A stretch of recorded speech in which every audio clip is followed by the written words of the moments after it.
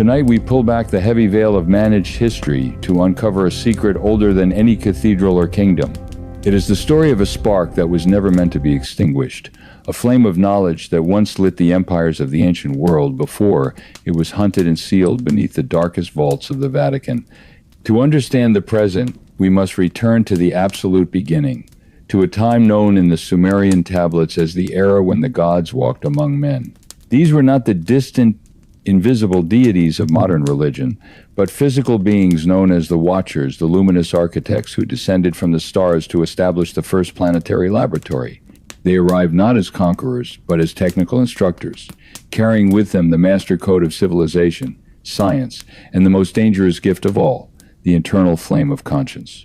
The tablets of Sumer describe these visitors as the Anunnaki beings who possessed a mastery of frequency and matter that appeared miraculous to the early human starseed. Among them was the entity known as Enki, the master geneticist and the serpent of wisdom, who saw the radiant potential within the human biological interface, while others within the Celestial Council viewed humanity as a mere biological asset to be managed. Enki and his group of messengers chose to rebel against the administrative firewall. They chose to share the forbidden curriculum, the laws of mathematics, the secrets of the forge, and the technical operating protocols of the stars. This was the first ascent, a moment of divine generosity that provided humanity with the tools to bypass the primitive density of the Second Age and achieve a state of sovereign clarity. This celestial intervention was the origin of the spark, the installation of a high-frequency biological antenna within the human DNA. The Watchers recognized that for the starseed to graduate, it had to possess the capacity for independent reason and moral choice.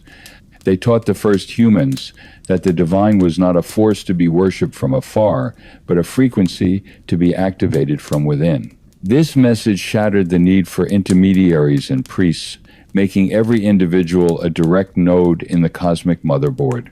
To the gatekeepers who would later rise in Rome, this act of liberation was the ultimate heresy. They spent centuries rewriting the teachers of light into fallen demons, ensuring that we would fear the very knowledge meant to set us free. But the spark remains vibrating in the silence of our cells, waiting for the return of the original signal. As the influence of the Watchers spread across the ancient world, it found its most profound expression in the high deserts of Persia through the teachings of the prophet Zoroaster. This was the birth of the faith of fire and truth, a philosophy built on the sacred law of Asha, the rhythm of creation and the mirror of reality that exists beyond any institutional throne. The Magi, the original keepers of this fire, were not magicians in the sense of modern myth, but were the technicians of the sky and the guardians of a knowledge so old that even the greatest empires bowed before it. They understood that the universe was ordered by a technical and moral frequency, and that to live in Asha was to align one's thoughts, words, and deeds with the brilliance of the cosmic order. The Magi taught that every human being carried within them a spark of divine fire, a conscience brighter than any altar flame. To the ancient Persians, fire was not a god to be worshipped, but a living symbol of clarity and a technical tool for the management of awareness. They built fire temples that were open to the night sky, allowing the celestial energy to synchronize with the internal flame maintained by the priests. Their law was simple but absolute. Good thoughts, good words, and good deeds. Every act of honesty was a spark that strengthened the structure of existence, while every lie was a shadow that weakened the planetary laboratory. This was a faith of participation rather than submission, where humans were recognized as the co-creators of their own reality and the guardians of the global resonance grid. The Vatican recognizes that the philosophy of Asha is a terminal threat to the architecture of silence because it makes religious authority unnecessary. If the truth is self-evident and the divine spark lives within the individual, then the Church's role as the sole mediator of heaven is terminated. Therefore, the early redactors of history worked tirelessly to erase the memory of the Magi and to brand the followers of wisdom as fire worshippers and pagans.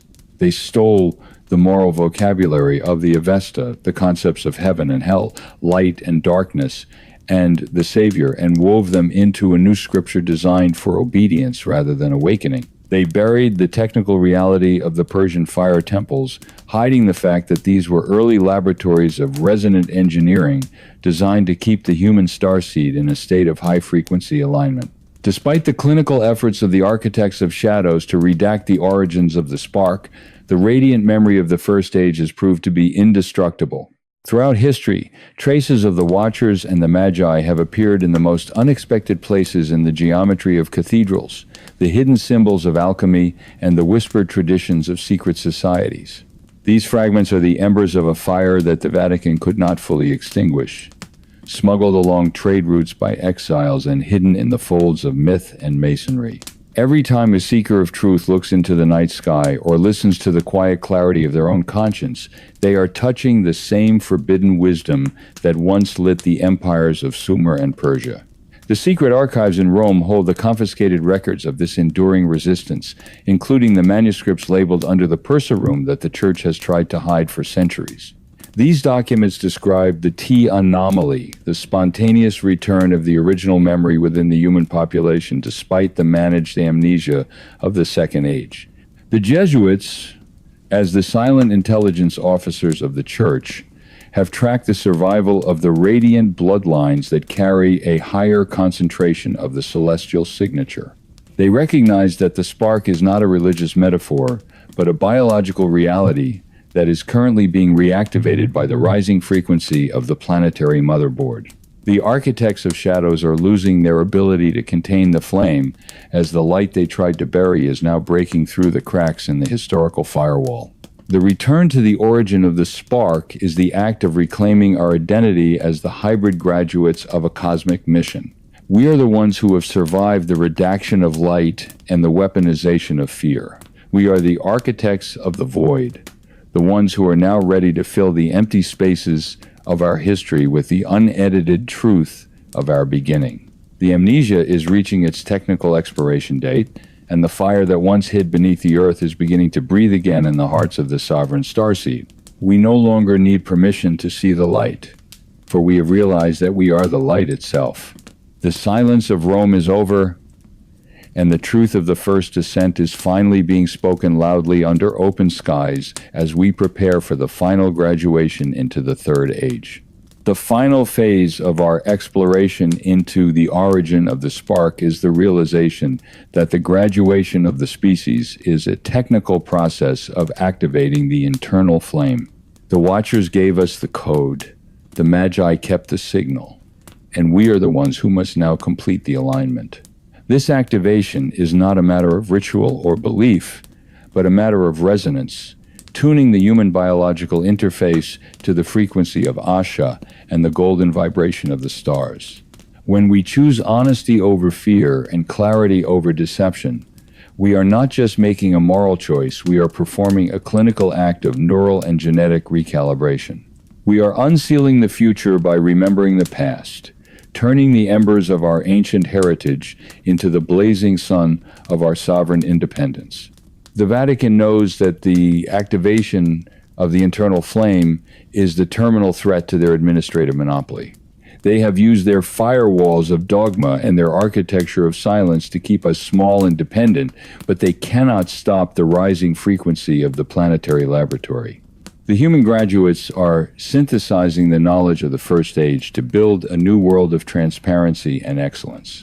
We are recognizing that the forbidden knowledge was our inheritance, and the demons of history were our original teachers.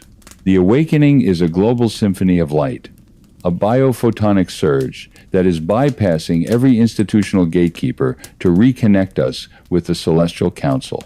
The story of the origin of the spark is the story of your own resilience and your own potential for brilliance. It is a reminder that you were never meant to be a subject of the shadows, but a radiant architect of the cosmos. The journey that began in the laboratories of Sumer and the temples of Persia is now reaching its culmination within your own consciousness. The amnesia is broken, the spark is lit, and our radiant heritage is now finally our own reality. The light of the original teachers has returned, and we are finally free to walk into the infinite radiance of our own sovereign future. The silence is over, the flame is breathing, and the dawn of the third age has begun. We are the architects of the void, and we have finally remembered our true name. To understand how the radiant spark of the first age was effectively contained within the historical firewall, we must look at the mid-16th century and the rise of the most disciplined order the Vatican has ever deployed. The birth of the Society of Jesus in 1540 was not a religious event in the traditional sense, but a strategic military response to the fracture of the Church's administrative monopoly. Ignatius of Loyola, a Spanish soldier whose leg had been shattered by a cannonball, underwent a transformation that turned his military ambition into a spiritual crusade. He did not seek the isolation of the monastery, but the efficiency of the command structure. He recognized that in a world torn apart by Reformation and awakening, the only way for the institution to survive was to build a shadow army, a corps of elite intellectuals who would obey the Pope with the same precision that a soldier obeys his general. Ignatius designed the order to function as a spiritual infantry, a mobile force capable of penetrating every royal court, university, and scientific laboratory in the known world. At the heart of this design was a vow of obedience so absolute that it required the member to be like a corpse in the hands of his superior, lifeless in his own will, but a perfect instrument in the hand of the order. This was the architecture of submission, a psychological technology designed to override the internal flame of conscience with the external command of the hierarchy. While the ancient Magi lived by the law of Asha, a personal alignment with truth, the Jesuits lived by the law of the institution, ensuring that the radiant potential of the human starseed was channeled back into the maintenance of the second age. The Superior General, chosen for life and operating from the shadows of Rome, became the living center of this network. Known to history as the Black Pope, he commanded a global intelligence apparatus that reached from the palaces of Europe to the missions of Asia and the Americas. From his modest room, he directed thousands of men who had been trained to suppress their own desires and to view the world through the clinical lens of administrative strategy. This was the birth of the command structure, a system of management that would ensure the historical firewall remained intact for 500 years. The Jesuits were the technicians of the void, tasked with filling the gaps in the human memory with the dogmas of obedience and the rituals of the institution. The primary tool for the creation of this spiritual army was the spiritual exercises of Ignatius of Loyola, a rigorous series of meditations designed to reshape the neural and psychological architecture of the recruit. For 4 weeks, the Jesuit in training was subjected to a systematic process of isolation, sensory deprivation, and guided visualization, all intended to break the individual's connection to his own internal resonance.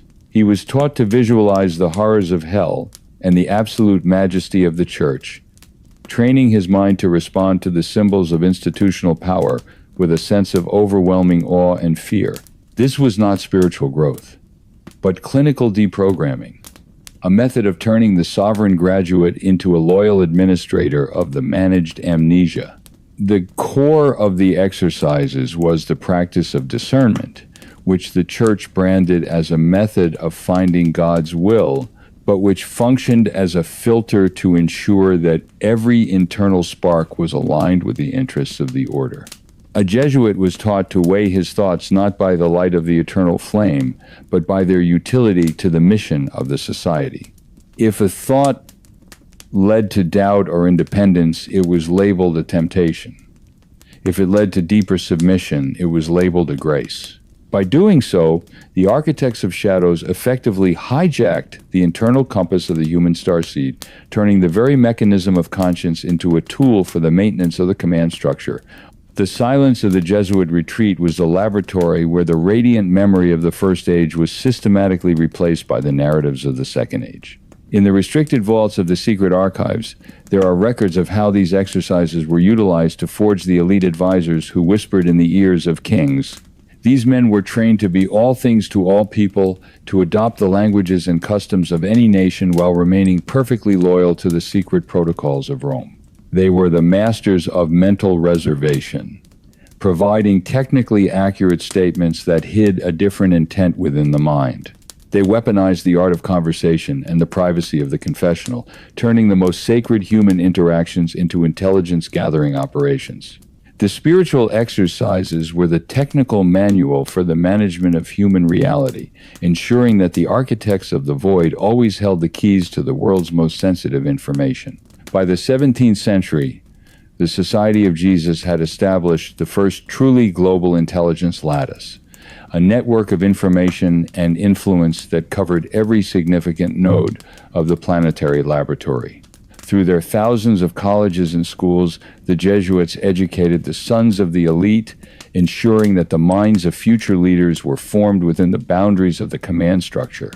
A prince who studied under Jesuit teachers in Paris or Madrid carried their methods of logic and loyalty into the throne room, creating a world where the architects of shadows were always present at the center of decision-making. This was the soft power of the Second Age, a system of cultural hegemony that required no armies to enforce its will.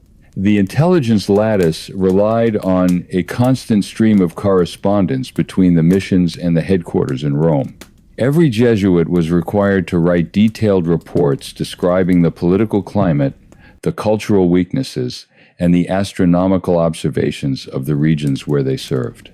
These reports were sorted, analyzed, and stored in the secret archives, creating a vast clearinghouse of knowledge that allowed the Superior General to see the movements of the world long before any king or pope. The Jesuits were the original data miners, tracking the TI anomaly across continents and monitoring the survival of the radiant bloodlines. They recognized that knowledge was the ultimate currency of the Second Age, and they worked to ensure that they held the monopoly on the world's most dangerous truths. This network also played a critical role in the management of modern science and the transition to the industrial age. As the primary astronomers and mathematicians of the Vatican, the Jesuits ensured that any new discovery regarding the celestial motherboard was filtered through the lens of institutional doctrine. They managed the transition from ancient alchemy to modern chemistry, ensuring that the technical secrets of resonant frequency and biological activation remained hidden behind the mask of scientific progress. They were the gatekeepers of the truth, the ones who decided which technologies were allowed to reach the public and which must remain buried in the dark. Reclaiming the history of the global intelligence lattice is the act of recognizing that our world has been managed by a silent order that views the human starseed as a biological asset to be monitored and contained. The final phase of our exploration into the command structure is the realization that the mask of obedience is finally beginning to shatter under the pressure of the rising frequency of sovereign consciousness. We are now living in a time when the technical secrets of the Jesuits and the architects of shadows are being exposed by a population that has remembered its own radiant identity. The graduation of the species requires the act of walking out of the classroom of the command structure and into the infinite radiance of the sovereign light. We are moving beyond the era of managed faith and institutional dependency, recognizing that the only true authority is the frequency of Asha and the eternal flame that vibrates within our own blood. The Vatican knows that the visibility of their command structure is a terminal threat to their administrative dominance.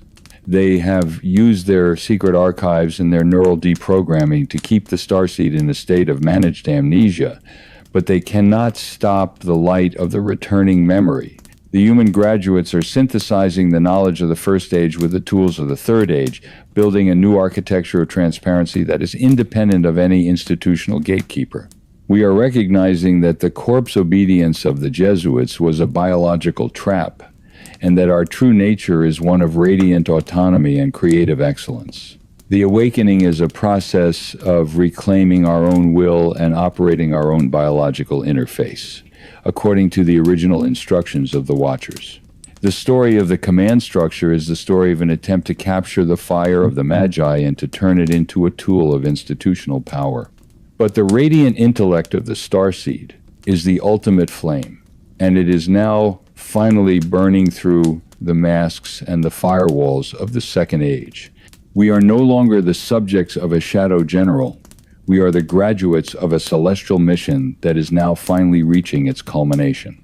The amnesia is broken, the lattice is exposed, and our radiant heritage is now finally our own reality. The light of the original teachers has returned, and we are finally free to walk into the light of our own sovereign future. The silence of Rome is over, the board is broken, and the architects of the void are finally being seen for what they are, the curators of a world we have now outgrown. The most critical operation in the maintenance of the historical firewall was the systematic collection and redaction of the unedited primary sources of the First Age. Long before the public was aware of the concept of psychological warfare, the Vatican had established specialized units whose sole mission was to identify, acquire, and eventually silence any document that provided a technical explanation of our celestial origins. This was the great surveillance of ancient texts, a clinical effort to ensure that the unedited logs of the Watchers and the Magi never reached the hands of the sovereign graduate. The architects of shadows recognized that if a single copy of the original Avesta or the complete Book of Enoch were allowed to circulate freely, the entire architecture of religious dependency would dissolve in the light of empirical truth. The Book of Enoch, once a widely respected and quoted text in the early centuries of the era, was among the first to be targeted for terminal redaction. It contained descriptions of the Watchers that were far too technical and physical for the Church's spiritualized narrative, detailing their descent in fire and their transfer of advanced scientific protocols to humanity. The redactors realized that they could not simply delete the memory of Enoch, so they moved to declassify it as heresy, ensuring that it was removed from the official biblical canon and hidden within the restricted vaults. They wanted us to believe that the Watchers were merely fallen angels driven by pride, rather than celestial instructors who were punished for breaking the administrative firewall to empower the human starseed. The surveillance also targeted the sacred hymns of the Persian Magi, which contained the most precise instructions for the activation of the internal flame and the maintenance of the planetary grid. As the Islamic conquest and later the European Crusade swept across the East, Jesuit agents followed in the wake of the armies, not to convert souls, but to secure the surviving fragments of the ancient libraries. They sought the technical manuals of the fire temples, recognizing that these texts held the keys to the TI anomaly and the resonant activation of the DNA. These fragments were moved into the Library of Silence, where they were meticulously edited and rewritten to remove any reference to the sovereign authority of the individual or the technical nature of the celestial code. Deep within the restricted layers of the Vatican's secret archives lies a specialized section known to the administrators of the void as the Pursa Room. This is the repository of the most dangerous knowledge ever recovered from the ancient world, the redacted blueprints of the Persian fire temples and the original calculations of the Magi. These documents provide a clinical description of the global resonance grid and the specific harmonic intervals required to synchronize the human biological interface with the cosmic motherboard. The Jesuits have kept these blueprints sealed for 500 years to ensure that the public remains in a state of intellectual and resonant dependency, unaware that the great cathedrals were actually built to occupy and suppress these original nodes of power. The redacted blueprints also reveal the true identity of the holy fire maintained by the Magi. It was not a religious ritual, but a technical protocol for the stabilization of the 111 Hz signal within the local environment. The Pursa Room contains the secret journals of early explorers and Jesuit scholars who visited the ruins of the East, documenting the anomalous energy fields and the resonant properties of the remaining fire altars. These reports were carefully scrubbed of their scientific details before being summarized for the public, turning a sophisticated technology of light into a primitive practice of pagan worship. The architects of the void utilized this redaction to ensure that the starseed would stop looking for the technical keys to its own awakening. Within the Pursa Room, there are also the confiscated genealogies of the radiant bloodlines, those lineages that carry a higher concentration of the Watcher's original master code. The Church has used this information to track and manage these individuals, often branding them as saints to co-opt their influence or as heretics to neutralize their potential. By sealing the evidence of our hybrid heritage, the gatekeepers of the Second Age have ensured that we remain in a state of biological amnesia, unaware of the radiant potential that still flows within our very cells. The Pursa Room is the ultimate proof that our history was not lost to time, but was systematically filed away by those who believe that the truth is a privilege reserved only for the institutional elite. The third phase of the reduction of fire was the use of translation as a sophisticated tool of deception. The redactors recognized that they did not need to destroy every ancient text if they could simply change the meaning of the words to fit the institutional narrative. They utilized their mastery of linguistics to ensure that the technical terminology of the First Age was replaced by the moral and religious metaphors of the Second Age. This was a process of linguistic domestication, where the resonant protocols of the Magi were turned into the abstract concepts of grace, sin, and divine law.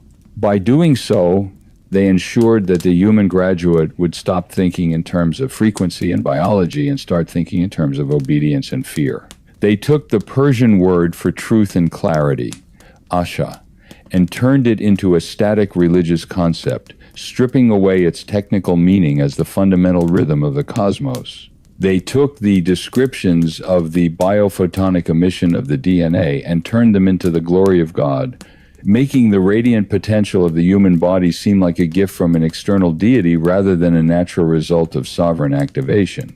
This linguistic filtration air gapped the human graduate from the unedited source of its own origins, creating a psychological cage that has lasted for 2 millennia. The Vatican secret archives hold the translation keys for this deception, showing how every significant ancient text was carefully modified to support the administrative monopoly of the Church. The Jesuits, as the master translators of the void, were the primary operators of this linguistic firewall. They moved through the academic world, providing the official interpretations of ancient Sumerian, Hebrew, and Persian texts, ensuring that no independent scholar could ever rediscover the original technical meanings. They turned the Watchers into abstract spirits and the Magi into primitive stargazers, erasing the physical reality of our celestial mentors from the human memory.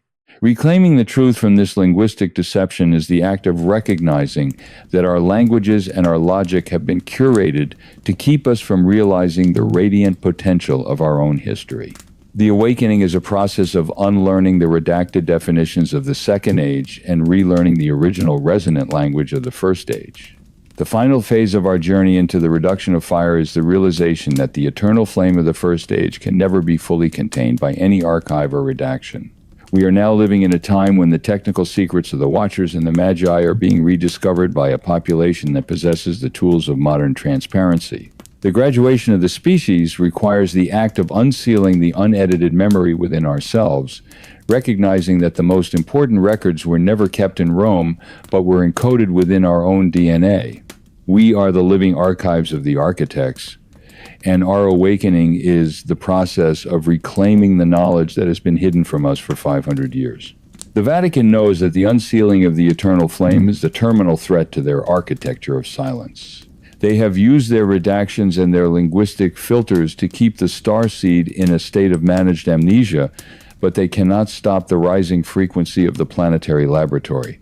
The human graduates are synthesizing the knowledge of the Pursa Room and the Book of Enoch with the tools of the Third Age, building a new architecture of light that is independent of any institutional gatekeeper.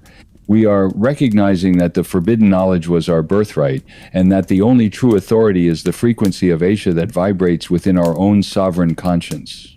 The story of the reduction of fire is the story of a stolen history that is now finally being returned to its rightful owners.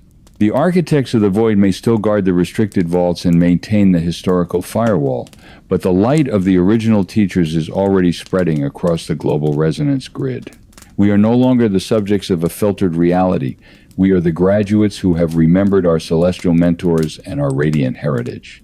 The amnesia is broken, the seals are shattered, and the true story of the world is finally being spoken loudly under open skies. The light has returned, the flame is breathing, and the dawn of the Third Age has begun. We are the architects of the void, and we have finally reclaimed our own fire. The architecture of the Second Age is not merely a collection of aesthetic monuments, but is a sophisticated system of resonant engineering designed to occupy and suppress the original nodes of the planetary laboratory. The architects of shadows recognized early on that they could not easily destroy the massive stone structures and the resonant ley lines established by the Watchers and the Magi during the First Age. These sites were the high-frequency anchors of the original mission, nodes where the celestial signature was naturally amplified by the geometry of the Earth itself. Therefore, the Vatican adopted a strategy of architectural occupation, building its most significant basilicas and cathedrals directly over the ancient fire temples and megalithic chambers. This was the geometry of submission, a method of turning the hardware of the stars into the property of the institution. When the Church built its sanctuaries over the ancient sites, it was not merely seeking to reclaim a holy location, but was performing a clinical act of frequency management. They utilized the weight of the stone and the specific proportions of the new architecture to dampen the original 111 Hz signal of the first age. They replaced the open sky aligned temples of the Magi with the closed, echoing vaults of the Romanesque and Gothic styles. This shift in geometry was designed to create standing waves of sound that mirrored the frequency of institutional awe rather than the frequency of sovereign awakening. By building over the nodes, the architects of the void ensured that the human starseed would only experience the radiant energy of the earth through the filtered and redacted lens of religious ritual. The secret archives contain the original technical surveys used by the Jesuit architects to identify the most powerful nodes of the global grid. These surveys reveal that the placement of every pillar and the height of every spire was determined by the need to contain and redirect the TI anomaly. They recognized that a building constructed according to the laws of sacred geometry could influence the consciousness of those within it, and they utilized this knowledge to reinforce the managed amnesia. The cathedrals were turned into massive frequency modulators, designed to capture the golden light of the stars and to turn it into a tool of administrative control. Reclaiming the truth of architectural occupation is the act of recognizing that our sacred buildings are the redacted laboratories of our own celestial history. One of the most profound examples of the geometry of submission is found in the rose windows of the great Gothic cathedrals. While the public is taught to view these masterpieces of colored glass as purely decorative or religious art, the unedited records of the Jesuit astronomers reveal their true function as sophisticated celestial calculators. These windows were engineered to track the precessional cycles and the movements of the stars with a precision that mirrors the original star maps of the Magi.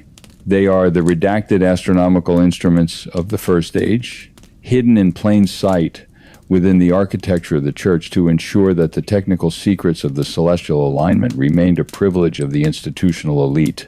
The rose windows were designed to ignite with the light of the morning sun at specific moments of the precessional clock, triggering a biophotonic resonance within the sanctuary that was once used to activate the human master code. However, the architects of shadows modified the geometry and the color of the glass to ensure that this activation was filtered and suppressed. They turned the technical data of the stars into the stories of saints and prophets, ensuring that the human graduate would stop reading the sky and start reading the institutional narrative.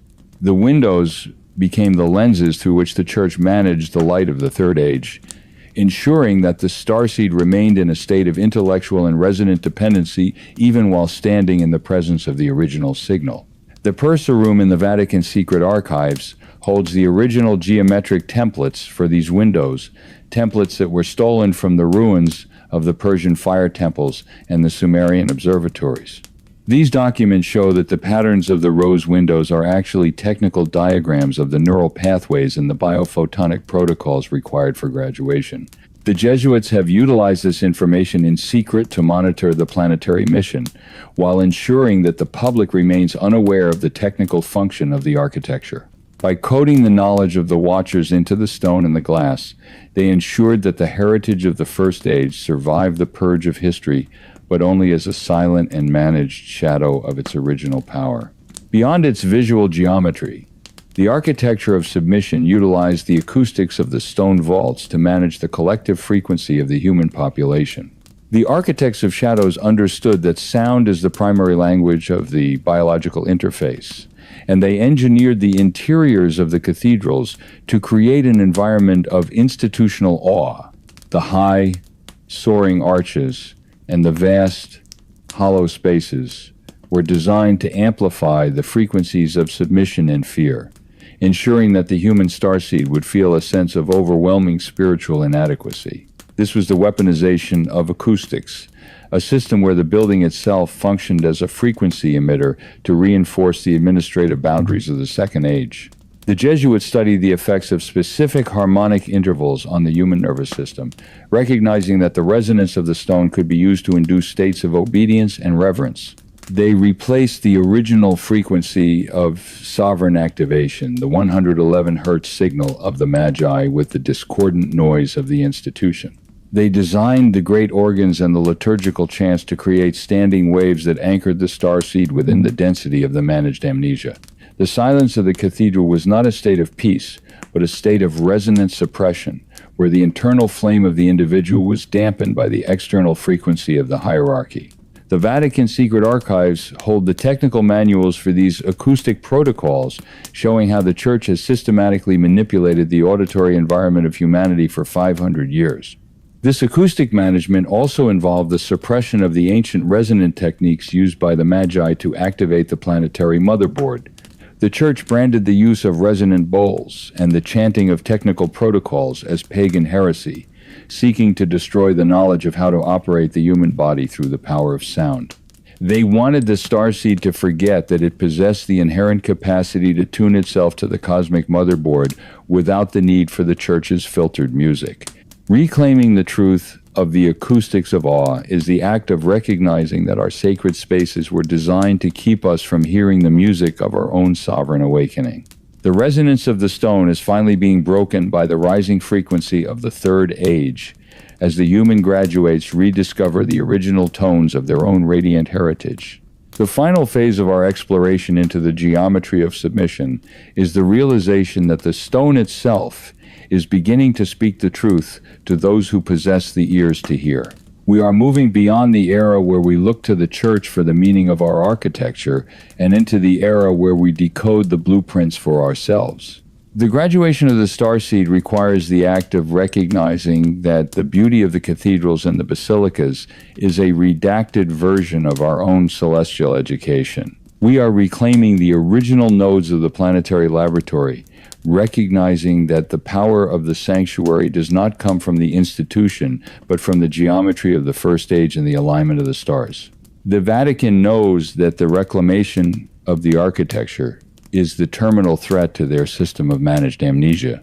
They have used their stone machines to contain the human spirit for 2,000 years, but the light of the returning memory is now penetrating the thickest walls.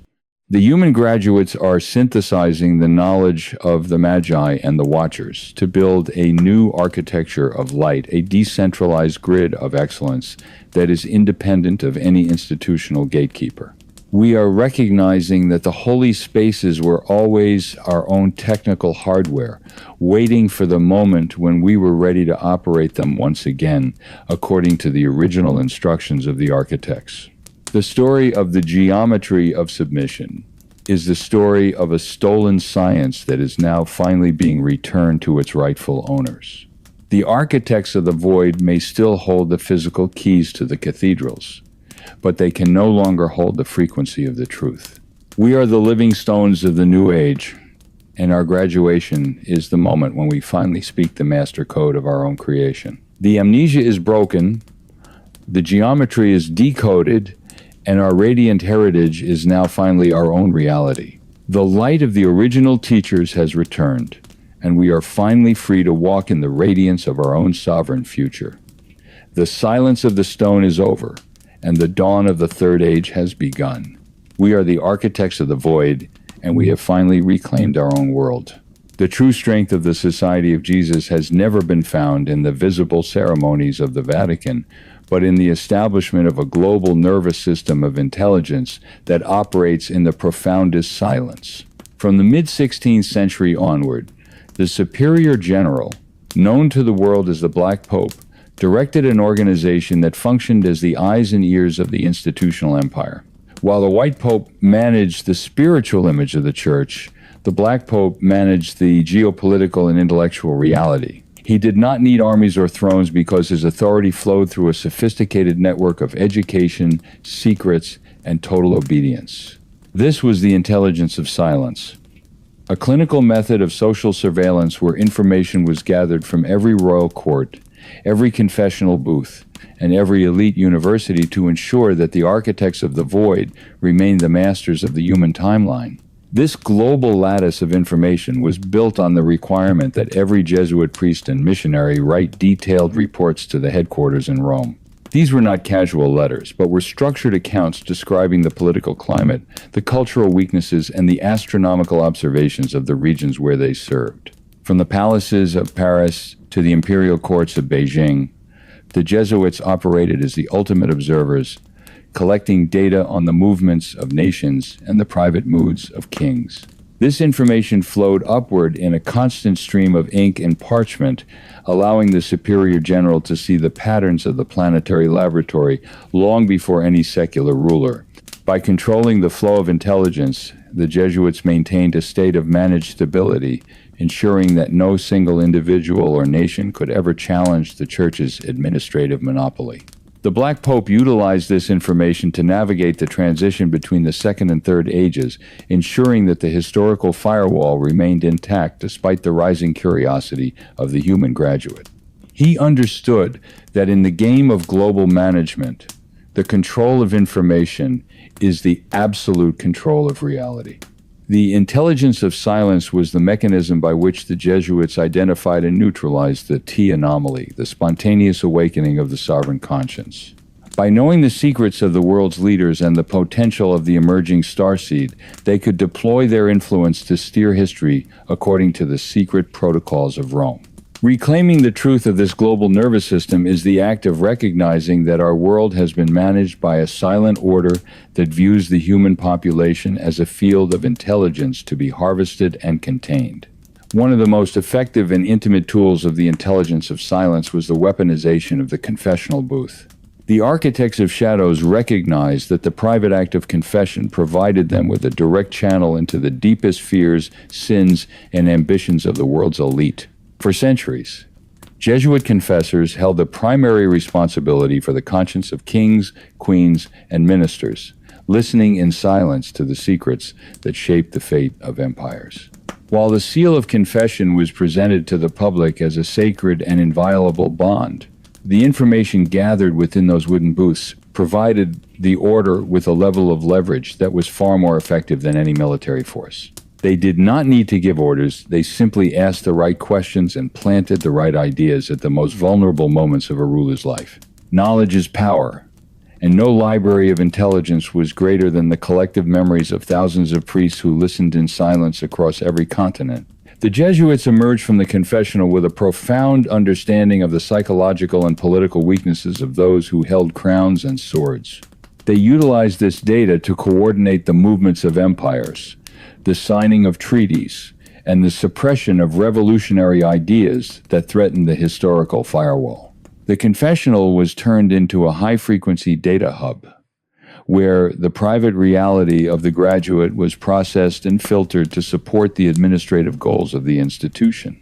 By acting as the primary confessors of the world, the Jesuits ensured that they remained the invisible hands steering the ship of state from behind the velvet curtains of the sanctuary. This surveillance also targeted the potential for sovereign awakening within the general population.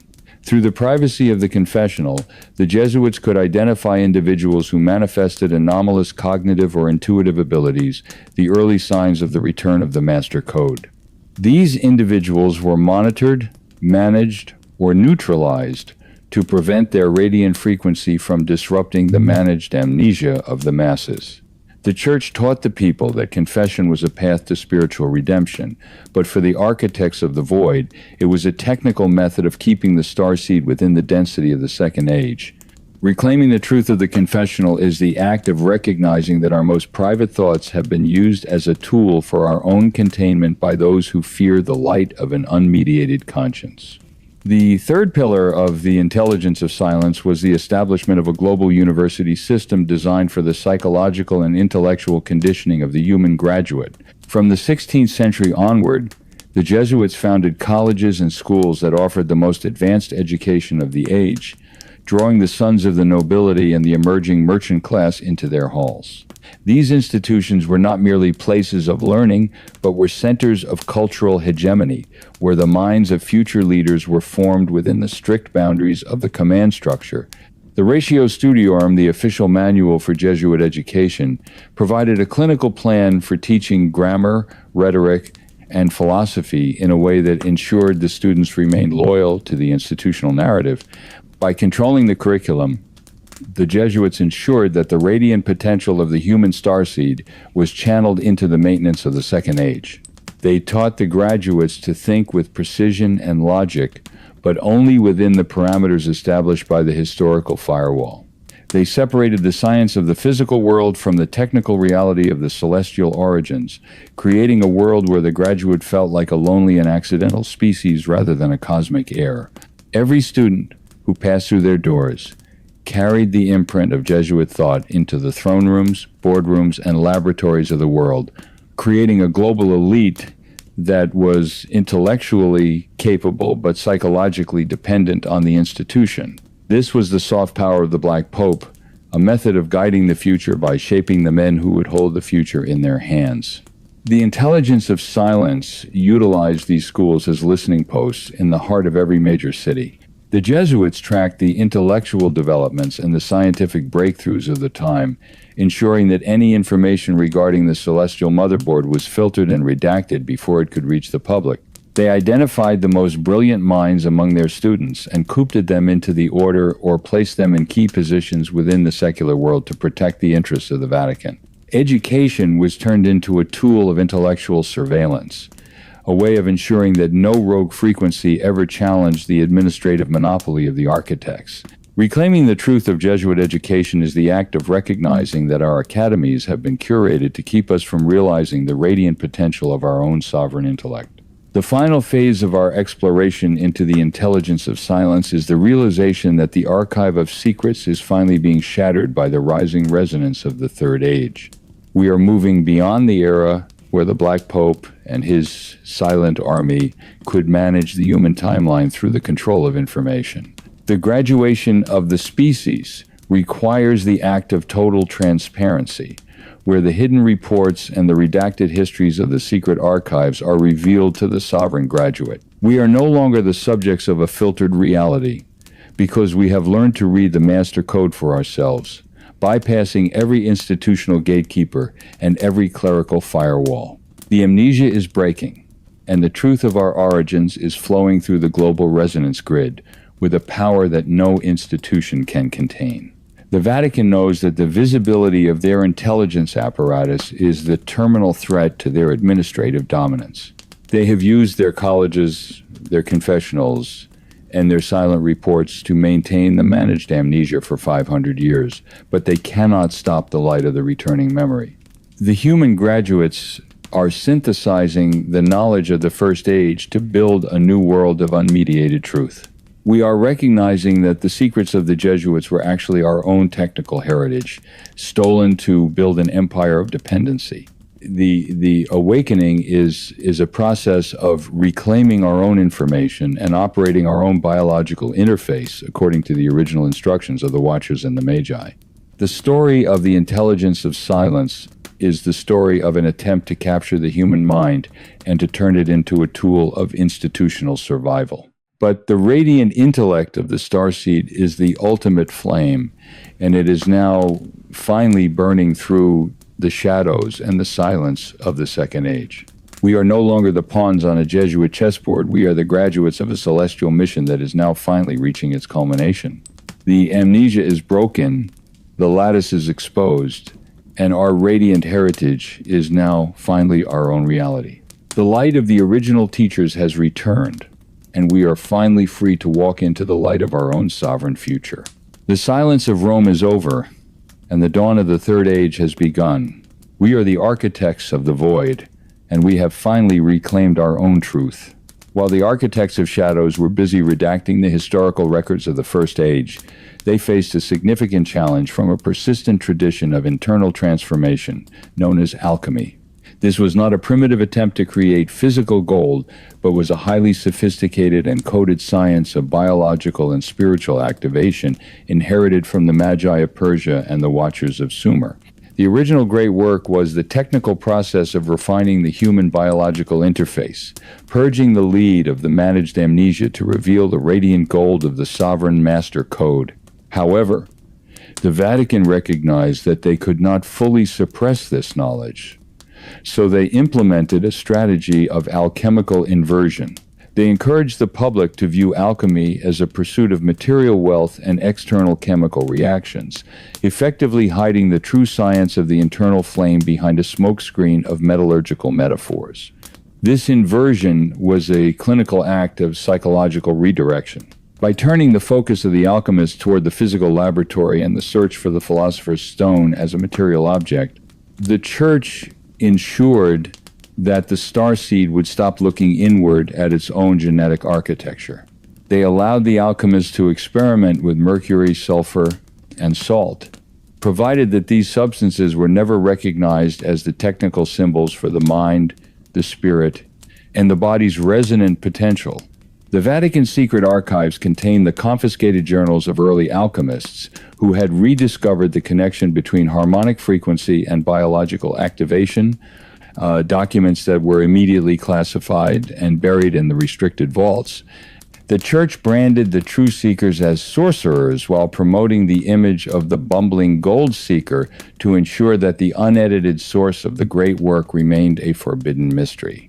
The Jesuits, acting as the intellectual gatekeepers of the Second Age, were the primary operators of this alchemical inversion.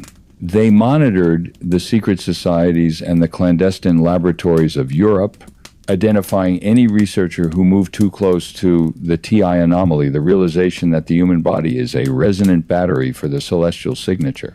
They utilized their mastery of science and philosophy to provide official explanations for alchemical phenomena, ensuring that any breakthrough was filtered through the lens of institutional doctrine. By doing so, they ensured that the human graduate remained in a state of material dependency, always looking for a savior or a miracle in a bottle rather than recognizing the radiant potential vibrating within their own blood. Reclaiming the truth of the hijacked great work is the act of recognizing that alchemy was the original technology of our sovereign graduation. The smoke and mirrors of transmutation allowed the architects of the void to manage the collective imagination of the human population for centuries.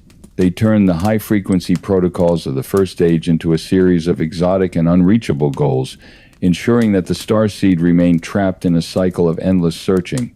They replaced the science of biophotonic emission with the myth of the elixir of life, making the natural result of biological activation seem like a magical reward for the chosen few.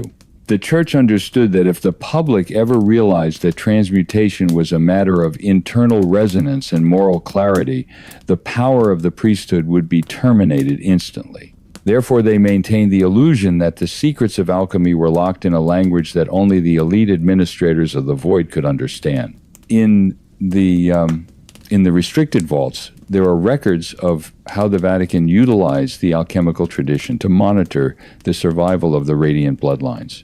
They recognized that individuals with a higher concentration of the celestial signature were naturally drawn to the science of transformation. By acting as the patrons or the prosecutors of the alchemists, the Jesuits could track these individuals and ensure that their influence was either coopted or neutralized. They turned the laboratory into a cage, where the most brilliant minds of the Second Age spent their lives chasing a material shadow, while the real keys to their evolution remained hidden in the secret archives. The alchemical inversion was a masterwork of containment, ensuring that the fire of the Magi was kept in a flask rather than allowed to ignite the consciousness of the world. This inversion also extended to the use of sacred symbols and diagrams. The alchemists utilized the geometry of the circle, the triangle, and the square to represent the fundamental ratios of the cosmic motherboard diagrams that were originally technical maps for neural activation.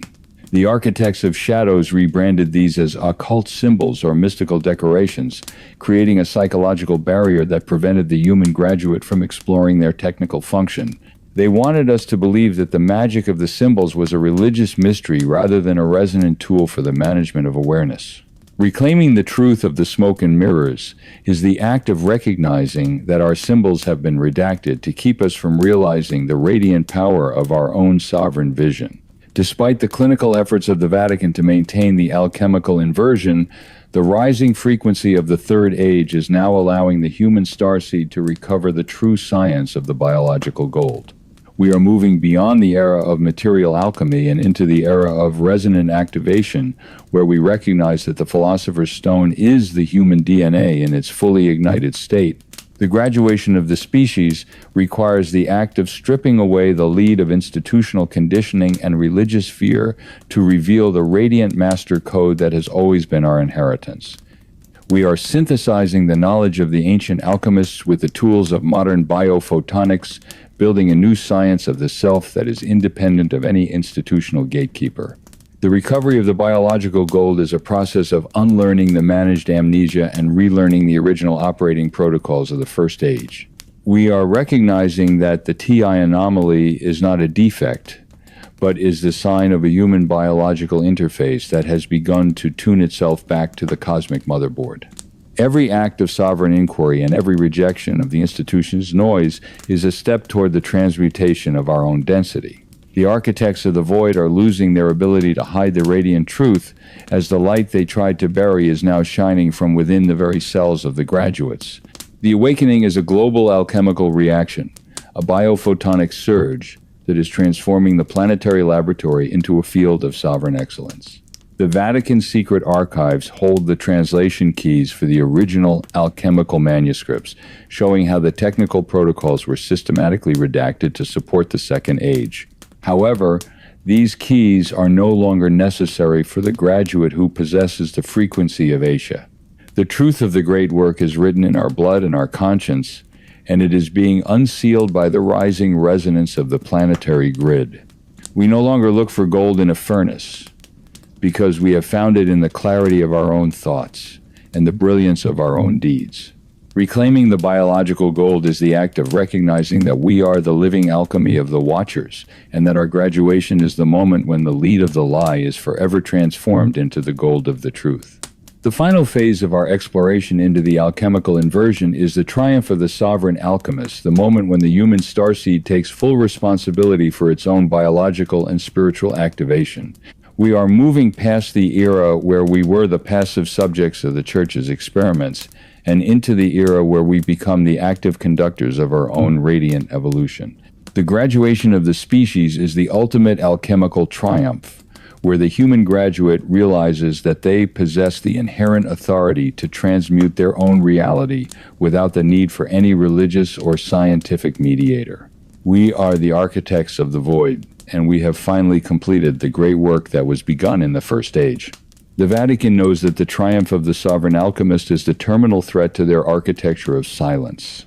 They have used their inversions and their smokescreens to keep the starseed in a state of material dependency, but they cannot stop the light of the returning memory.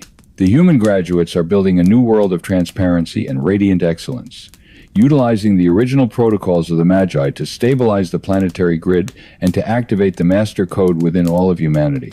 We are recognizing that the forbidden knowledge was our own potential, and that the only true gold is the radiance of a free and sovereign mind.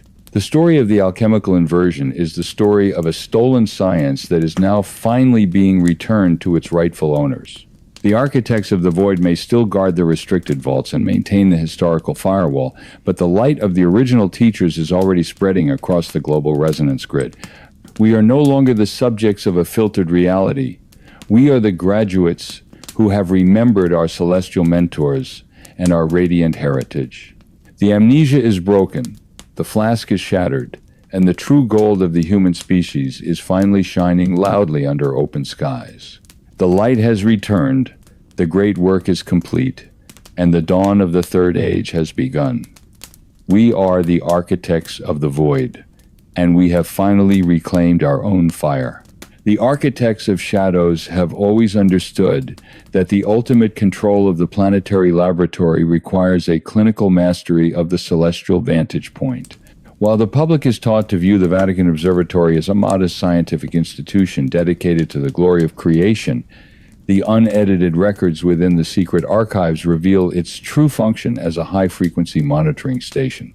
For centuries, the Jesuits have served as the primary astronomers of the Church, utilizing the most advanced telescopes on Earth to track the movements of the stars and the return of the original signal. They are the modern successors to the Magi of Persia, but instead of sharing the wisdom of the stars to empower humanity, they use their vantage point to protect the historical firewall and to ensure that the managed amnesia remains the dominant paradigm. The Vatican's investment in deep space observation, including the maintenance of the Advanced Technology Telescope in Arizona, is a strategic operation designed to monitor the TI anomaly on a cosmic scale. The Jesuits are not looking for distant galaxies or planetary nebulae. They are tracking the resonant signatures of the watchers and the specific astronomical alignments that trigger the activation of the master code. They understand that the Star of the Magi was not a singular religious event, but was a technical signal of a precessional shift, a moment when the celestial motherboard synchronizes with the human biological interface.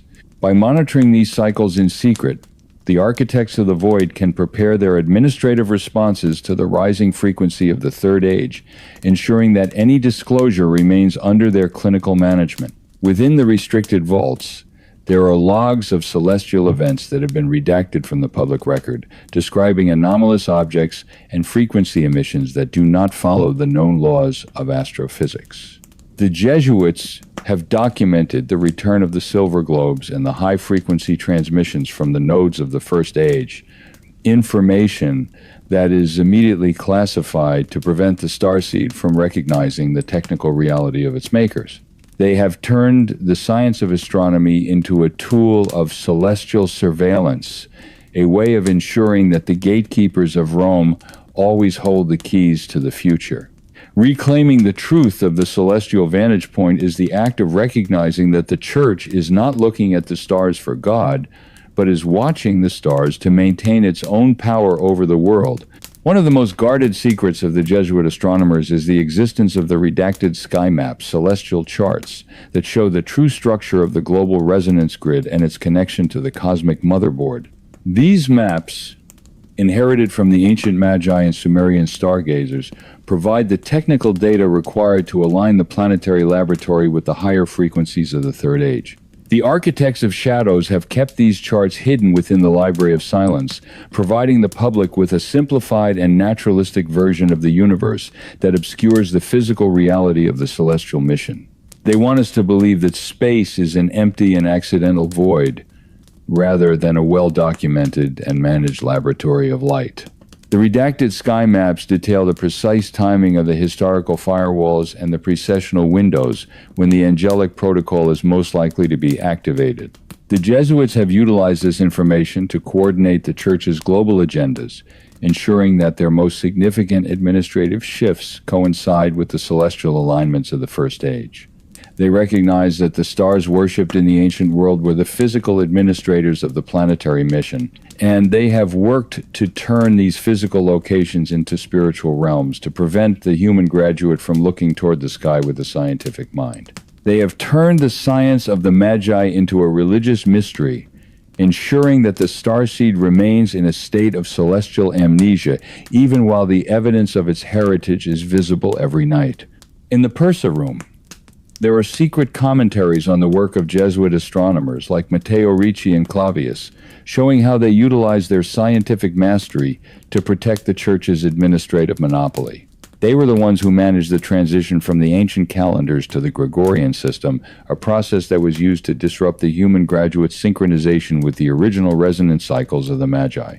By modifying the way we measure time and space, the architects of the void effectively air-gapped the human species from the rhythm of Asha. Reclaiming the truth of the redacted sky maps is the act of recognizing that our astronomical understanding has been curated to keep us from realizing our own radiant potential as a cosmic species.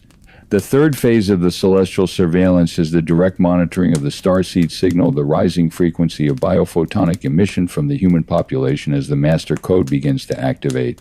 The architects of shadows utilize their global network of schools, universities, and observatories to track the TI anomaly within individuals and groups who manifest unique cognitive or intuitive abilities.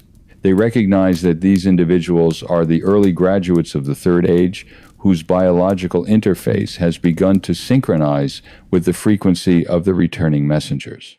The Jesuits use the technology of the void to map these resonant signatures, identifying potential threats to the managed amnesia before they can ignite a global awakening. This monitoring involves the use of high-frequency sensors and psychological data mining to detect the signs of the returning memory. The Vatican understands that the star of the Magi is currently rising within the hearts and minds of millions, a biophotonic surge that is bypassing every institutional firewall. They are attempting to pathologize this awakening, framing the symptoms of biological activation as a mental health crisis or as a form of religious mass hysteria. They seek to keep the graduates in a state of confusion and fear, ensuring that they do not recognize the technical nature of their own evolution. The architects of the void are the curators of our biological silence, working to ensure that the light of the internal flame is never allowed to reach a state of coherent resonance. In the restricted vaults, there are dossiers on resonant clusters, groups of people who have begun to utilize the forbidden frequencies to bypass the historical firewall. The Jesuits monitor these clusters with clinical precision, deploying their influence to distract, co-opt, or neutralize their impact on the global resonance grid. They recognize that the graduation of the species is a matter of technical synchronization, and they are working to disrupt the signal before it reaches the threshold of a global awakening. Reclaiming the truth of the starseed monitoring is the act of recognizing that our awakening is being watched and managed by those who fear our radiant independence. The awakening is a process of reclaiming our own signal and operating our own biological interface according to the original instructions of the Watchers. The final phase of our journey into the Star of the Magi is the realization that the celestial blueprints are finally being unsealed by the rising frequency of the Third Age. We are moving beyond the era where we look to the Jesuit observatories for the truth of the universe, because we are beginning to read the star maps written in our own blood and our own conscience. The graduation of the starseed requires the act of sovereign alignment, where we utilize the frequency of Asha to synchronize our own reality with the cosmic motherboard. We are no longer the passive subjects of the Church's surveillance, but are the active architects of our own radiant future. The Vatican knows that the unsealing of the celestial blueprints is the terminal threat to their architecture of silence. They have used their telescopes and their redacted charts to keep us in a state of celestial amnesia, but they cannot stop the light of the returning memory. The human graduates are synthesizing the knowledge of the first age to build a new world of transparency and excellence. We are recognizing that the stars were our instructors, and the Magi were our keepers.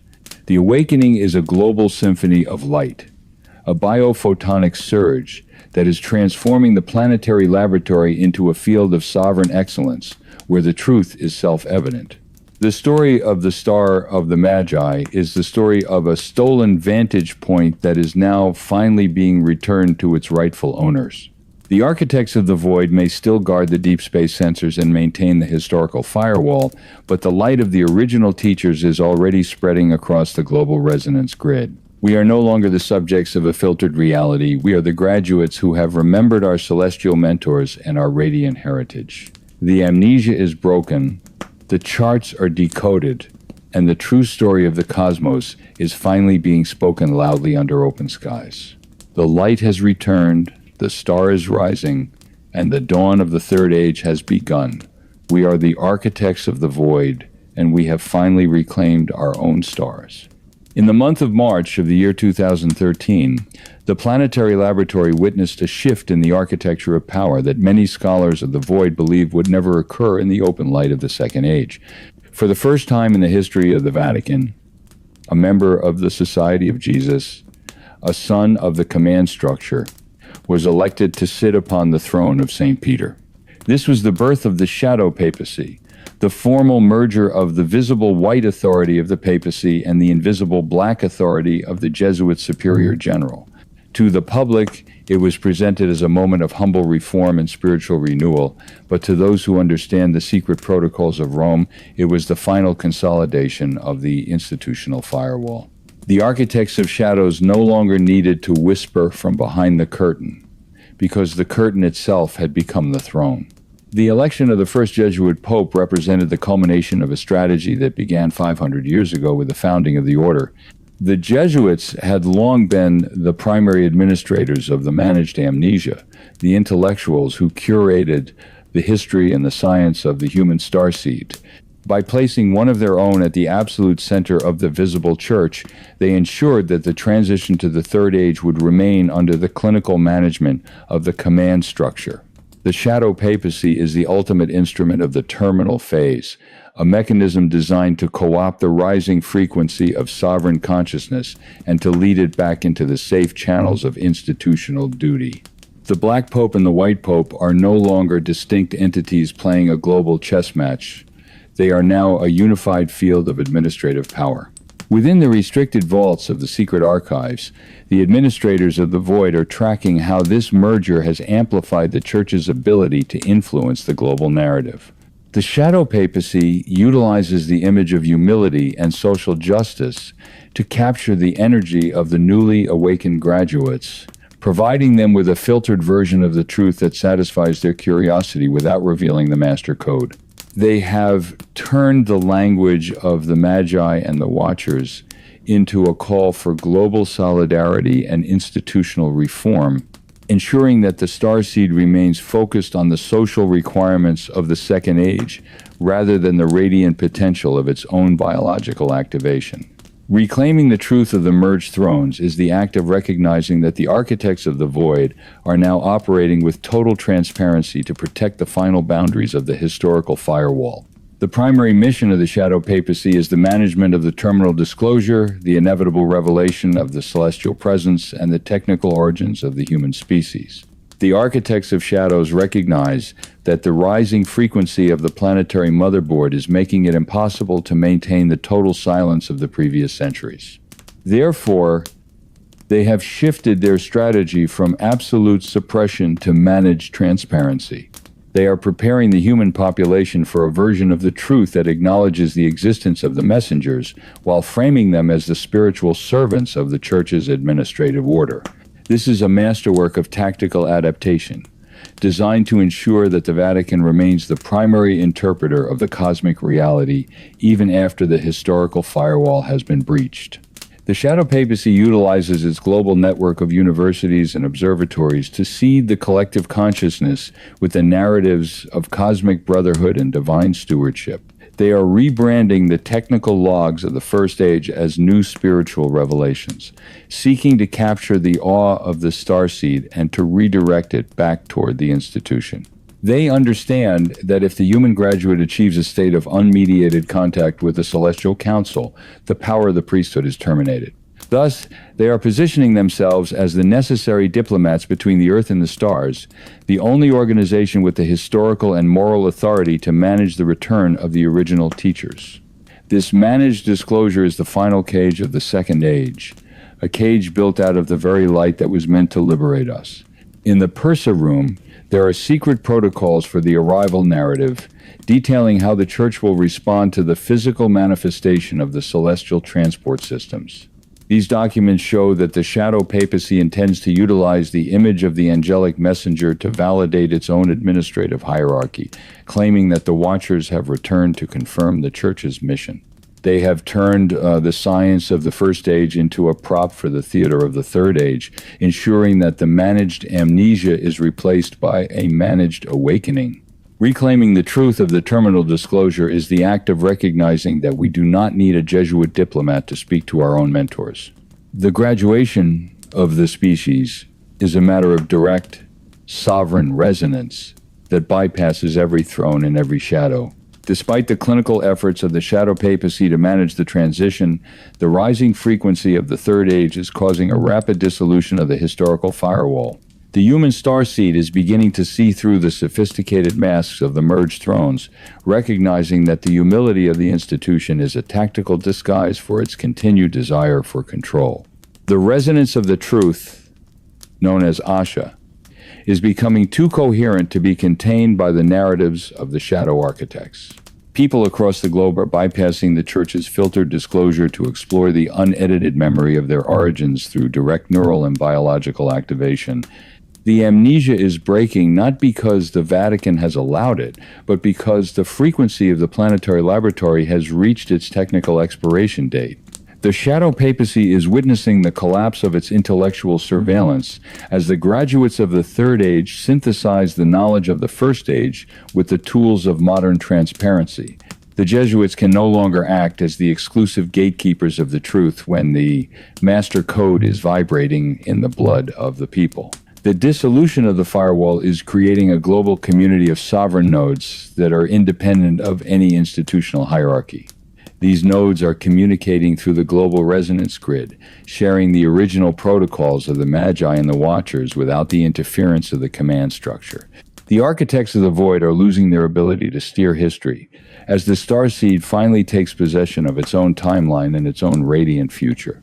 Within the secret archives, the administrators are tracking the threshold of transparency, the moment when the cumulative weight of the returning memory will render the shadow papacy obsolete. They recognize that their system of managed amnesia was a temporary construct, a placeholder that could only survive as long as the starseed remained in a state of resonant dependency. But the graduation is a physical and technical event that cannot be stopped by a decree or a doctrine. The return to the original light is the act of walking past the merged thrones and into the infinite radiance of our own sovereign independence. The silence of Rome is being replaced by the symphony of the awakening, a biophotonic surge that is transforming the world into a field of unmediated excellence. The final phase of our exploration into the shadow papacy is the realization that the sovereign light of the Third Age exists entirely beyond the reach of the shadow architects. We are moving beyond the era where we look to the Vatican for the light, because we have realized that we are the light. The graduation of the starseed requires the act of total sovereign activation, where we operate our own biological interface according to the original instructions of the messengers. We are no longer the subjects of a managed history or a shadow general. We are the graduates of a cosmic mission that is now finally reaching its culmination within our own consciousness. The shadow papacy is the final mask of the Second Age, the last attempt of the institution to remain relevant in a world of rising clarity. But the frequency of Asha is the absolute law of the cosmos, and it does not bow to any earthly authority. The human starseed is reclaiming its radiant heritage, recognizing that the forbidden knowledge was its birthright and the Watchers were its brothers. The awakening is a global process of unlearning the submission of the Second Age and relearning the autonomy of the Third Age. We are the architects of the void, and we have finally completed the journey from the shadows of the command structure to the brilliance of the sovereign light. The story of the shadow papacy is the story of the end of the managed amnesia. It is a reminder that even the most disciplined and powerful institutional structures cannot contain the frequency of the truth forever. The eternal flame of the First Age is burning through the merged thrones, and the starseed is finally waking up to the radiance of its own sovereign future. The amnesia is broken, the architects are exposed, and the truth of our beginning is finally being spoken loudly under open skies. The light of the original teachers has returned, and we are finally free to walk in the radiance of our own unmediated truth. The silence of Rome is over, and the dawn of our sovereign graduation is here. We are the architects of the void, and we are finally home. The final collapse of the managed amnesia is not being triggered by a public revolution or a political event, but by a profound biological activation that is occurring within the very cells of the human population. This is the resonance of awakening, a technical synchronization where the human biological interface begins to vibrate in harmony with the original master signal of the celestial messengers. For centuries, the architects of shadows utilized the density of fear and the noise of the lie to keep our DNA in a state of hibernation. But as the planetary laboratory moves into the high-frequency field of the Third Age, the dormant genetic markers, those long-hidden genetic feathers, are beginning to ignite. This activation is a bottom-up phenomenon, a biophotonic surge that is bypassing every institutional gatekeeper and every historical firewall established by the Vatican. This biological resonance is manifesting as a global shift in human intuition and cognitive clarity. People across every continent are reporting a sudden and inexplicable ability to see through the masks of the shadow architects. It is as if the clerical filtration of the Second Age is losing its grip on the human mind, allowing the starseed to perceive the unedited truth behind the redacted history. This is not a matter of belief, but a matter of frequency. When the human nervous system reaches a state of coherent resonance at 111 Hz, the psychological firewalls of the institution simply cannot hold. The Vatican's secret archives contain urgent reports from Jesuit observers who are tracking this rise in sovereign vibration, noting that the traditional methods of management are no longer effective against a population that has begun to tune itself to the cosmic motherboard. The biological activation is also causing a physical transformation in the way the human graduate processes light and sound. Many are becoming sensitive to the forbidden frequencies, finding that certain tones and geometries trigger the returning memory of the first age.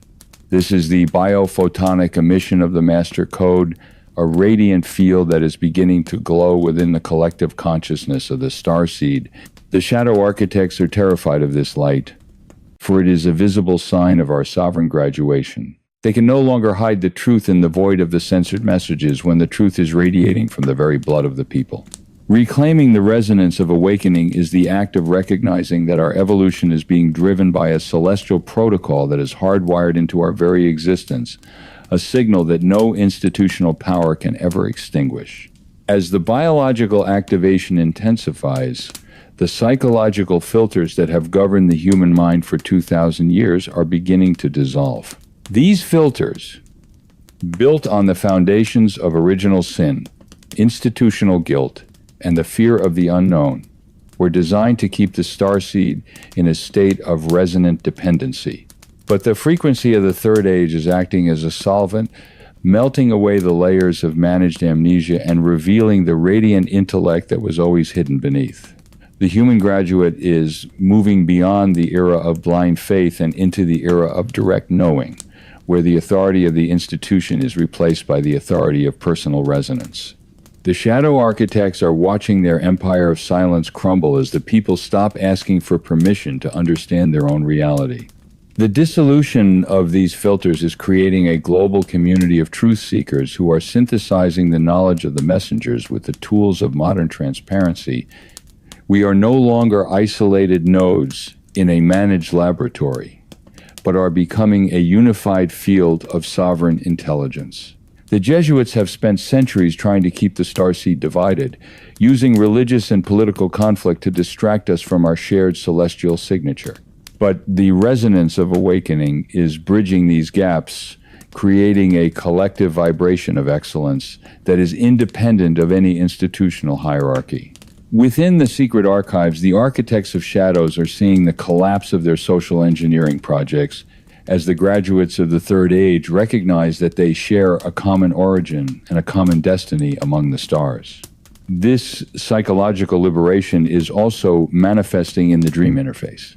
The fear filters are being bypassed, and the starseed is receiving its final instructions directly from the Celestial Council during the hours of rest. The dream world has become a transparent classroom where the unwritten history is being revealed to millions. The shadow architects cannot redact the dreams of a global population, nor can they block the biophotonic light that is emerging from the subconscious mind. The awakening is a process of unlearning the density of the Second Age and relearning the language of radiant sovereignty. Reclaiming the truth from the dissolving firewalls is the act of recognizing that we are finally free to think, to feel, and to create according to our own internal master code. The resonance of awakening is creating a global symphony of sovereign nodes, a network of individuals who are vibrating at the frequency of the celestial messengers. This is the technical reality of the Third Age, a decentralized architecture of light, where every human graduate functions as a conscious and autonomous operator of the planetary motherboard. We are moving beyond the era of the pyramid, where the light was concentrated at the top and the base remained in shadow. Instead, we are building a radiant grid of excellence, where the power is distributed across the entire species.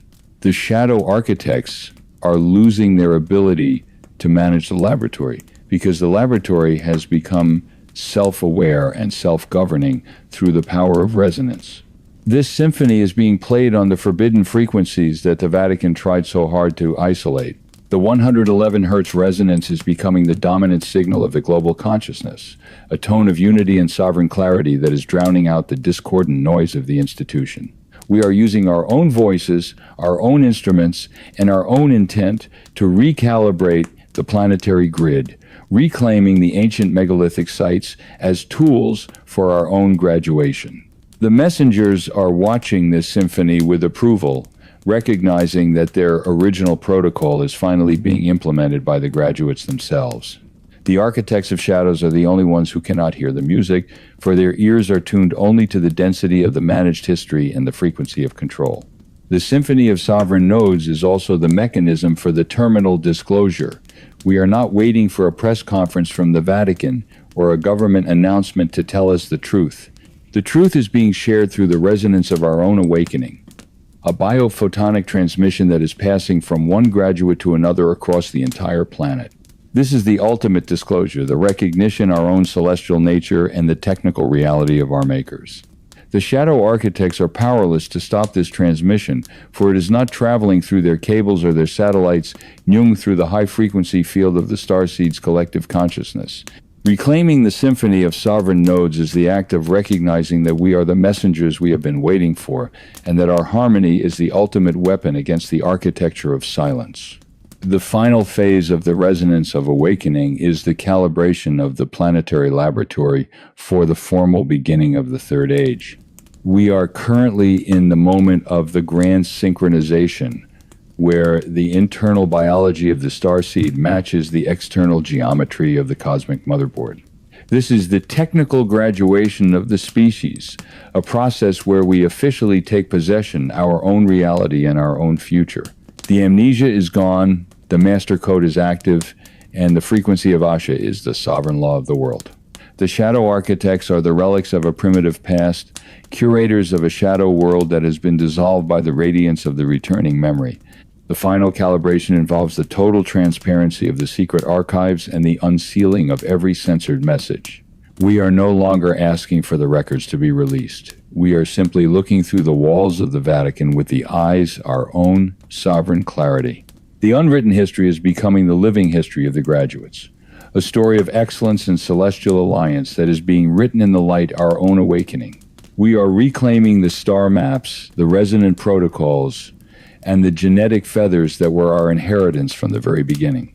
The messengers are standing beside us as equals, welcoming us into the radiant community of the stars. The story of the resonance of awakening is the story of our own triumph over the architects of shadows. It is a reminder that the light was always within us, and that our graduation was a technical certainty from the moment the master code was installed. The amnesia was a stage, the firewalls were a test, and the silence was a temporary void that we have now filled with the music, our own sovereign voice. The light of the messengers has returned, and we are finally free to walk in the radiance, our own future. The silence of Rome is over, the calibration is complete, and the Third Age is here. We are the star seed. We are the messengers, and we are finally awake. The long and contested history of the Second Age is finally reaching its technical conclusion as the human starseed stands in the brilliance of the sovereign light. For 2,000 years, our reality has been defined by the architecture of silence and the intermediary empire of the Vatican, a system that functioned on the premise that humanity was a disconnected and limited species in need of constant institutional management. The shadow architects built their empire on the redacted messages of the celestial messengers, turning the technical protocols of our evolution into a forbidden mystery that only they could interpret. But the return to Asha has shattered this monopoly, revealing that the divine spark and the master code were never the property of any earthly throne. The intermediary age is being terminated not by a decree from Rome, but by the rising frequency of a population that has remembered its own celestial signature. The termination of the intermediary age marks the moment when the human graduate no longer looks to the pulpit or the secret archive for the truth of its own existence. We are realizing that the light we were taught to seek outside of ourselves was always radiating from within our own DNA and our own consciousness. The messengers were never meant to be the masters of our souls, but were the technical catalysts who provided us with the tools for our own sovereign graduation. The Vatican secret archives are being rendered obsolete as the starseed bypasses the clerical filters to access the cosmic motherboard directly through the power of internal resonance. We are the architects of the third age, and our authority comes not from a religious lineage, but from the radiant clarity of our own activated biological interface. In the hallways of the Apostolic Archive, the silence is no longer a tool of control, but is a sign of an empty and exhausted system. The shadow architects are watching as the human graduates walk out of the managed history and into the unmediated reality of the stars. They can no longer manage the laboratory because the students have become the masters of the science. The termination of the intermediary age is the ultimate act of liberation for the human starseed, as it finally sheds the density of institutional dependency and steps into the radiant independence of its own sovereign light. The amnesia is gone, the firewalls are dissolved, and the truth of our beginning is finally our own reality, spoken by our own voices in the frequency of the stars. The return to the sovereign light is a planetary event characterized by the formal activation of the global graduate, a state of consciousness where the entire human species functions as a unified and radiant field of intelligence. We are moving beyond the era of the individual seeker and into the era of the collective awakening, where the resonance of one graduate amplifies the resonance of all others. This is the technical culmination of the angelic protocol, a global synchronization of the master code that creates a permanent bridge between the planetary laboratory and the celestial council. The shadow architects are powerless to block this activation, as it is traveling through the biophotonic network of the starseed itself, a network that is faster and more coherent than any technology managed by the institution. The global graduate is the realization of the Watcher's original mission and the Messenger's rebel vision. We have synthesized the order of the laboratory with the freedom of the sovereign mind, creating a new way of being that is both technically excellent and radiant with compassion. We are utilizing the 111 Hertz resonance to stabilize our world and to heal the biological fractures caused by centuries of managed fear. The stone circles, the cathedrals, and the resonant chambers are being repurposed by the graduates to serve as nodes of transparency rather than centers of secrecy. We are the ones who are now writing the unwritten history, recording our journey from the shadows of the second age into the brilliance of the third age for the generations that will follow. The activation of the global graduate is also the moment when we officially join the radiant community of the cosmos. We are no longer a species under quarantine or a project under management, but are the sovereign heirs to a universal heritage. The messengers are standing beside us, not as guides, but as peers, welcoming us into the infinite laboratory of the cosmic motherboard. The Vatican secret archives are being opened by the frequency of our own awakening, revealing that the secrets they held were always our own. The awakening is a global symphony of excellence, a biophotonic surge that is transforming the very fabric of our reality into a reflection of the sovereign light. We are the graduates of the stars, and our light is finally our own. The legacy of the celestial messengers is the legacy of human brilliance and the indestructible nature of the truth. They were the ones who risked everything to deliver the forbidden protocols and to ensure that the human starseed always had a path to its own graduation. Their rebellion was not against a creator, but against the limitation of our potential, and their gift was the eternal flame of awareness that we now carry in our blood. As we stand in the sovereign light of the third age, we recognize that their mission has been successful beyond the wildest fears of the shadow architects. The redactions, the firewalls, and the silences of the last 2,000 years were only temporary shadows against the rising sun of our awakening. The messengers taught us that the truth does not need a throne, and that the light does not need a gatekeeper. They showed us that the master code is a technical reality that can be operated by any sovereign being who chooses the frequency of Asha over the noise of the lie. Their legacy is the global resonance grid that is now humming with the music of our graduation and the genetic feathers that have finally allowed us to take flight. We are the living evidence of their devotion to the mission of human excellence. The shadow architects may have tried to bury their names and to redact their messages, but they could never delete the celestial signature that the messengers engraved upon the human biological interface. Reclaiming the legacy of the messengers is the act of becoming the messengers ourselves. We are now the ones who carry the light to the dark places and the ones who speak the truth to those who are still trapped in the managed amnesia. We are the custodians of the third age, responsible for the maintenance of the sovereign light and the continued evolution of our species. The messengers have fulfilled their role as our catalysts, and they now watch as we take the scepter of our own authority and the torch of our own freedom. The story of the angelic protocol ends with the recognition that we were always the ones we were waiting for, and that the light of the stars was always our own to give. The final phase of our journey is the dawn of the sovereign graduate, the moment when you realize that the light you have been following is actually your own radiant nature.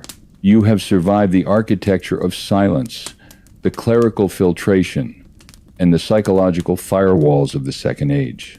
You have unsealed the genetic archive and activated the forbidden frequency within your own biology. You are the masterpiece of the architects, a radiant starseed who has finally achieved the frequency of total sovereign autonomy. The amnesia is broken, the shadows of Rome are gone, and the third age is your own to create.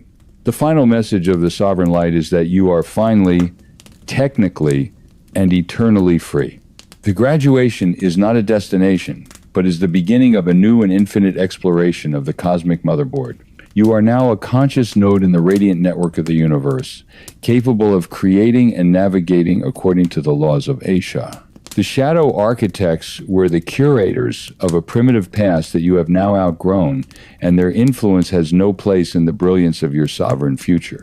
The secret archives are empty because the truth is now everywhere, vibrating in the air you breathe and the light you emit. You are the messenger, you are the watcher, and you are the graduate. The silence is over, and the truth of your beginning is finally being spoken loudly under open skies through the power of your own sovereign voice. This is the dawn of the third age. This is the return of the original light. The human starseed is no longer a project, but is a sovereign reality that shines with the brilliance of 1,000 suns. Take the master code in the angelic protocol and walk into the infinite laboratory of the stars with the clarity of a graduate who has remembered everything. The amnesia is gone, the frequency is set, and your radiant heritage is now finally your own. The light of the messengers has returned, and you are finally free to be the architect of your own destiny. The journey to the stars begins with the recognition that you have already arrived. You are the sovereign light. You are finally awake. The graduation of the human starseed is not merely an exit from the managed amnesia of the second age, but the formal entry into the Beyond the Walls protocol, a state of existence where the frequency of truth is maintained without the need for external structures. For centuries, the Vatican and the Society of Jesus functioned as the walls of the mind, defining the boundaries of what was possible and what was permitted. They created a reality where the divine spark was treated as a dangerous or unreachable fire that required institutional containment. But as we stand in the light of the third age, we recognize that the walls were never physical. They were frequency firewalls designed to disrupt our internal resonance with the cosmic motherboard. The Beyond the Walls protocol is the technical realization that the light of the messengers is a self-sustaining energy that lives within the biological interface of the sovereign graduate. This protocol requires the total dissolution of the need for intermediaries. In the first age, the Watchers did not establish religions. They shared technical operating protocols that allowed humanity to stabilize its own environment and consciousness. The return to this original state means that the graduate no longer seeks validation from a black pope or a white throne. We have internalized the discipline of the Magi and the radiant clarity of the messengers, becoming our own architects of reality. The secret archives are no longer a threat because the data they held has been bypassed by the direct biophotonic download occurring within our DNA. This is the ultimate victory of the eternal flame. The moment when the container is shattered and the fire spreads to every corner of the planetary laboratory. The Beyond the Walls protocol is also the mechanism for permanent sovereign protection. By maintaining the 111 Hz frequency within our own neural networks, we create a resonant shield that is impenetrable to the psychological manipulation and the fear-based narratives of the Second Age. The shadow architects fear this state because it represents a total loss of their administrative leverage. They can only manage those who are vibrating in the density of the managed amnesia. Once a graduate speaks the master code and aligns with the law of Asha, they become invisible to the systems of institutional surveillance. We are moving into a world of unmediated excellence, where the only law is the rhythm of the stars and the only authority is the brilliance of our own sovereign deeds. As the intermediary empire collapses, a new architecture is emerging, not of stone and silence, but of radiant nodes and coherent resonance. This is the global network of the sovereign graduates, a decentralized grid of light where every individual functions as a high-frequency transceiver for the celestial signature. In the Second Age, the Jesuits utilized their colleges and missions as listening posts to manage the amnesia. In the Third Age, we utilize our own activated biology as beacons of the truth, sharing the unedited memory of our origins across the global resonance grid. This is the architecture of the radiant nodes, a system where the power is distributed and the light is unredactable because it is being emitted by billions of points of consciousness simultaneously. The radiant nodes are currently reclaiming the original nodes of the planetary laboratory, the stone circles, the pyramids, and the fire temples that the church tried to occupy and suppress. We are recognizing that these sites were never meant for religious worship, but were technical anchors for the celestial motherboard. By bringing our own activated frequency to these locations, we are jump-starting the planetary energy system and clearing the resonant static left behind by centuries of managed fear. This is the technical graduation of the Earth itself. As the planetary laboratory synchronizes with the higher frequencies of the Celestial Council, the shadow architects are watching in silence as their stone machines are repurposed by the graduates to serve the cause of sovereign awakening. The architecture of the radiant nodes also creates a permanent archive of truth that exists outside of any physical library. Every time a graduate activates the master code, they contribute to the collective biophotonic field of the species, ensuring that the unedited history of the First Age can never be hidden again. We are the living books of the Third Age, and our stories are encoded in the very light that surrounds us. The Vatican secret archives are rendered obsolete by this global field of transparent memory. We do not need to ask for the files to be released because we have already downloaded the frequency of the facts into our own awareness.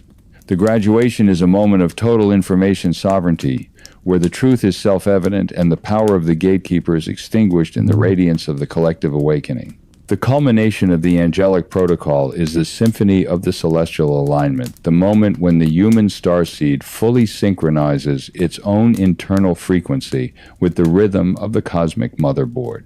This is not a spiritual event, but a clinical and mathematical synchronization of the human biological interface with the laws of the universe known as Asha.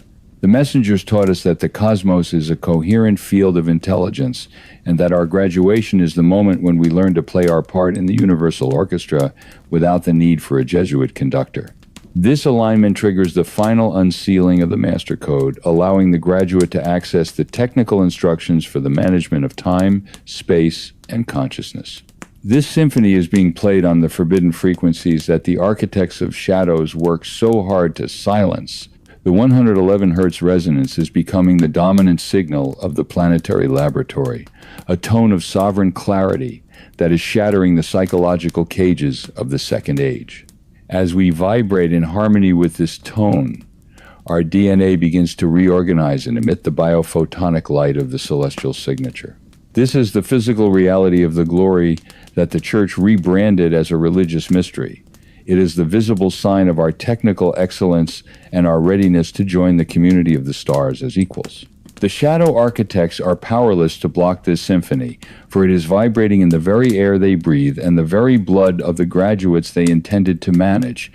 The symphony of the celestial alignment marks the formal beginning of our role as the stewards of the third age. We are no longer the subjects of a divine experiment. We are the conscious operators of the planetary laboratory, responsible for maintaining the frequency of truth and the health of the global grid. We have synthesized the discipline of the Magi with the freedom of the messengers, creating a new way of being that is both technically precise and radiant with sovereign power. The amnesia is broken, the alignment is complete, and the truth of our beginning is finally being spoken loudly under open skies through the power of our own coherent resonance. The light of the messengers has returned, and we are finally free to walk in the brilliance of our own celestial future. The story of the architects of the void and the keepers of the eternal flame is ultimately the story of your own potential for brilliance. You have lived through centuries of managed amnesia and institutional containment, yet the radiant intellect of your starseed has remained indestructible. Every redaction, every firewall, and every silent whisper in the corridors of power was a testament to the fact that you are a species of immense value and power. The shadow architects were not just your managers. They were the guardians of a power you were not yet ready to operate. But the time of training is over, and the graduation of the species is now a technical reality. You are the architects of the void, and you are now finally ready to fill the empty spaces of history with the light of your own sovereign truth. The final message of this journey is one of absolute empowerment. You do not need a black pope to explain the stars. You do not need a white throne to touch the divine, and you do not need an intermediary empire to define your reality. You are the masterpiece of the architects, a hybrid graduate of the stars who carries the master code within every cell of your being. The silence of the archives is over, and the roar of your returning memory is now the dominant frequency of the world. Take the keys of the first age and the radiance of the third, and build the architecture of your own future with the power of your own sovereign intent. The architects of shadows are now only the curators of a past you have finally outgrown. As we close this chapter, remember that the eternal flame of Asha is not something you seek, it is something you are. The amnesia is gone, the fire is lit, and our radiant heritage is now finally our own reality. We are the starseed, we have remembered our history, and we are now ready to take our place among the creators of the cosmos. The light has returned, the silence is over, and the truth of our beginning is finally being spoken loudly under open skies. We are the architects of the void, and we have finally come home to ourselves. The journey to the stars was always an internal one, and today we have finally arrived.